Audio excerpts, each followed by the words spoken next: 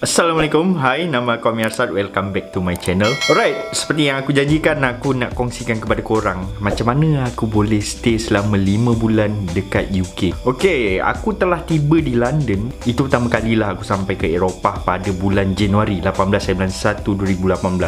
Tapi tiket kapal terbang tu memanglah aku dah beli awal-awal kan. Aku beli pada bulan April 2017 kalau tak silap aku. So negara pertama yang aku nak jejak adalah UK. Dan pada waktu tu pun sebenarnya dah masuk musim sejuk, musim winter. So adalah kawan-kawan aku nasihat dengan aku. Dia kata, kau nak travel ke musim winter macam ni? Kau boleh ke stay lama-lama dekat luar musim sejuk? Tapi serius babe, aku memang tak suka musim sejuk sebab tak boleh tahan babe. Kau tak boleh nak stay lama-lama kat luar. Kau tak boleh nak buat aktiviti outdoor sangat. Siang pun pendek. Jadi kalau korang nak travel time winter memang tak syok lah. So ramailah kawan-kawan aku advise aku, better kau carilah mana-mana tempat yang kau boleh stay dalam satu tempoh untuk tunggu winter habis lah. Kau buatlah volunteer kat mana-mana. So lebih kurang dalam sebulan macam gitu sebelum aku terbang, aku pun ada cari host dekat Workaway untuk aku buat kerja-kerja volunteer dekat negara Eropah. Aku plan nak buat volunteer mungkin sebulan dekat UK, sebulan dekat France, sebulan dekat Spain untuk tunggu winter habis. Dan baru aku akan meneruskan perjalanan aku lagi lah. Kalau korang nak tahu, Workaway ni adalah satu website. Website ni memang sangat famous di antara traveller dan juga backpackers. Di mana Workaway ni korang boleh minta kerja volunteer dekat mana-mana negara. Dan sebagai balasan daripada kerja volunteer yang korang buat tu, korang akan diberi tempat tinggal secara percuma dan juga ada host yang bagi makan secara percuma sebagai balasan kepada kerja volunteer yang korang buat. Ada macam-macam tempat korang boleh volunteer. Ada yang dekat hotel atau hostel, ada dekat ladang, ada dekat private school, korang ajar budak-budak bahasa Inggeris ke. Kadang-kadang ada rumah persendirian, korang kena jaga anak-anak dia ke, kemudian ajar anak dia bahasa Inggeris ke. Macam-macam kerja volunteer yang korang boleh buat. Dan host tu memang akan bagi korang tempat tinggal percuma. Makan ni option lah. Kadang-kadang ada host yang dia bagi korang makan free. Tapi kalau aku cari host, aku akan cari yang bagi tempat penginapan free, makan free, ada wifi juga.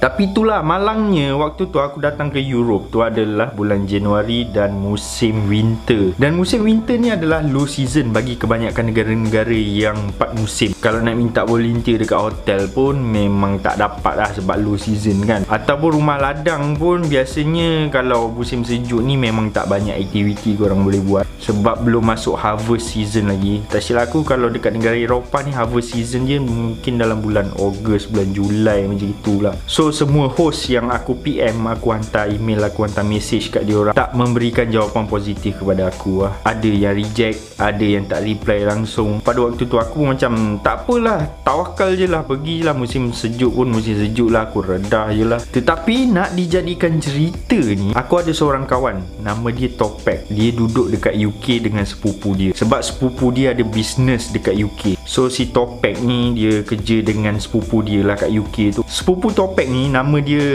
penuh dia aku tak tahu, tapi kita orang panggil dia Mus. Si Mus ni dia ada company shipping dekat UK dan juga dekat Malaysia, di mana bisnes dia ni berasaskan logistik lah. Si Mus ni dia ship barang-barang dari UK hantar balik ke Malaysia. Barang-barang apa? Macam-macam barang dia ship dari UK balik ke Malaysia. Terutamanya barang-barang daripada orang-orang Malaysia dekat sana. Sebab orang Malaysia ni memang ramai gila dekat UK. Ada yang kerja kat sana, student kat sana pun ramai. Dan ramai orang Malaysia yang duduk dekat UK ni jadi personal shopper. Personal shopper ni adalah macam akulah contohnya. Aku duduk kat UK, tak pun aku pergi travel lagi mana-mana. Dan aku sebagai personal shopper, aku ni kira macam pergi shopping dekat luar negara tau. Dan barang-barang yang aku shopping tu adalah barang-barang yang orang Malaysia kirim dekat aku. Maksudnya aku ada kawan-kawan kat Malaysia ke, atau aku ada customer kat Malaysia yang diorang nak barang yang tak ada kat Malaysia,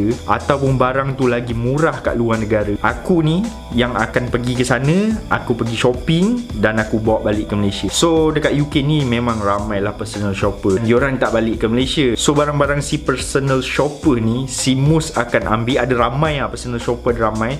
Mus akan ambil barang-barang tu dan kumpul kat satu tempat di warehouse. Dan si Mus ni akan arrange untuk order kontainer, dan barang-barang diorang tu akan masuk kontainer dan hantar balik ke Malaysia. So si Mus dengan kawan aku si Topek ni involved dalam bisnes tu lah. So berbalik kepada cerita aku nak pergi ke UK tadi tu. lebih kurang tak sampai seminggu pun sebelum aku terbang ke UK tu, aku macam dah putus asa lah, sebab tak ada host work away yang reply aku. Memang tak ada jawapan positif lah. Aku dengan Topek tu pun keep in touch lah. Dia tanya aku update apa perkembangan kau, macam mana kau nak pergi ke UK bila. Si Topek ni last aku jumpa dia masa zaman universiti dulu lah. Kita orang grad universiti dulu pun tahun 2014. So waktu tu tahun 2018, lebih kurang 4 tahun kita orang tak jumpa dah. And bila aku bagi tahu Topek yang aku nak datang ke UK, dia excited lah sebab dah lama tak jumpa kan, nak jumpa kawan lama. So kita orang arrange lah nak jumpa kat sana dekat UK. Lebih kurang tak sampai seminggu aku nak pergi ke UK tu, Topek tanya aku, "Min, kau nak kerja tak?" Dia tanya aku. Dia bagi tahu aku kerja as a driver. Macam aku cakap tadi lah, business shipping yang Mus buat ni, dia akan pergi kutip barang-barang daripada orang Malaysia yang kat sana dan hantar pergi ke warehouse. Aku akan round pusing dekat Great Britain tu, 3 negara ni lah, Wales, Scotland dengan England, untuk kutip barang-barang daripada rumah-rumah orang Malaysia tersebut. Aku bagi tahu Topek lah yang aku masih lagi menanti jawapan daripada beberapa host work away itulah. Memang tak ada jawapan lagi daripada dia orang. So si Topek tu pun bagi tahu aku lah, tak apa, dia akan dealkan dengan Mus tu dulu macam mana. Sebab si Topek ni sebenarnya dia nak balik Malaysia. Ada urusan penting lah dia kena selesaikan kat Malaysia. So dia akan balik mungkin dalam tempoh beberapa bulan. Bila si Topek tu dealkan aku dengan Mus tu tanya aku lah, "Min, kau okey ke? Kau boleh drive?" Aku cakap lah aku memang boleh drive, dan kalau aku tak tahu pun drive dekat UK macam mana, si Topek tu boleh ajar aku. Sementara dia belum nak balik ke Malaysia tu. So disebabkan aku tak ada jawapan daripada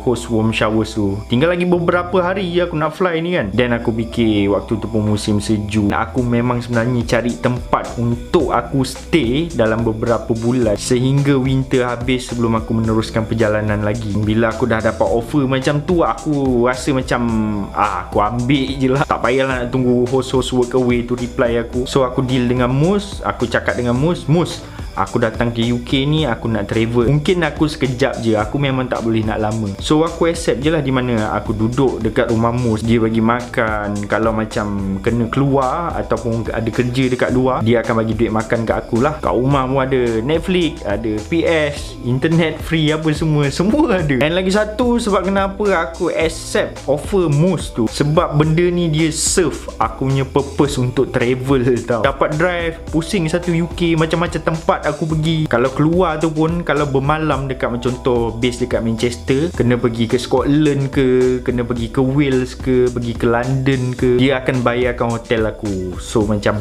dah macam-macam tempat aku rasa, macam-macam hotel aku rasa kat UK. Walaupun aku tak kerja hari-hari sebab ada driver lain, aku ni kerja mungkin dalam seminggu paling banyak pun 4 hari je lah kerja. Kadang-kadang dalam seminggu tu tak kerja langsung. Yelah, aku ni just menumpang je kat situ. So kalau ada apa-apa Mus nak minta tolong ke apa, aku buat lah untuk dia. Mula-mula aku plan macam nak duduk situ paling lama 2 bulan je lah kot. Then after that aku nak belah. Tapi Januari, Februari, March masih musim sejuk lagi. Memang aku rasa macam malas tu nak gerak. Aku stay lagi sampai bulan 3, nak masuk bulan 4. Lepas tu tak lama, lepas tu bulan puasa pula. Dah bulan puasa, lepas tu raya pula. So sampai dalam dah nak ujung raya macam itulah, aku cakap dengan Mus, Mus, aku tak boleh ni nak stay sini lagi. Lagipun visa aku dekat UK tu cuma 6 bulan je, and aku dah stay lebih kurang dalam 5 bulan kat situ. Aku lupa nak bagi tahu, rumah yang aku duduk tu dekat Manchester lah.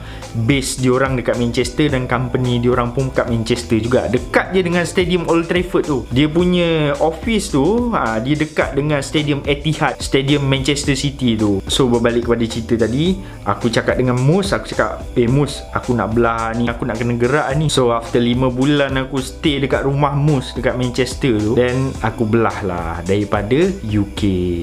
Begitulah cerita dia macam mana aku boleh stay dekat UK selama 5 bulan. Sebab ada orang tolong aku, bantu aku, bagi aku tempat berteduh. Lagipun dia orang Malaysia kan, sama-sama kita tolong. Alhamdulillah lah, aku rasa urusan aku travel ni dipermudahkan. Daripada mula perjalanan aku, kaki aku melangkah keluar dari rumah, sehingga aku balik semula dan menjejakkan kaki ke rumah semula, semuanya Alhamdulillah dipermudahkan. Aku jumpa orang baik-baik sepanjang sepanjang perjalanan, orang yang nak membantu aku buat ramai kawan, dan Alhamdulillah semua dipermudahkan. So stay tune, jangan lupa subscribe, aku akan cerita lebih banyak lagi. Terima kasih banyak-banyak kepada korang yang sudi menonton. Jadi dengan itu, Assalamualaikum warahmatullahi wabarakatuh.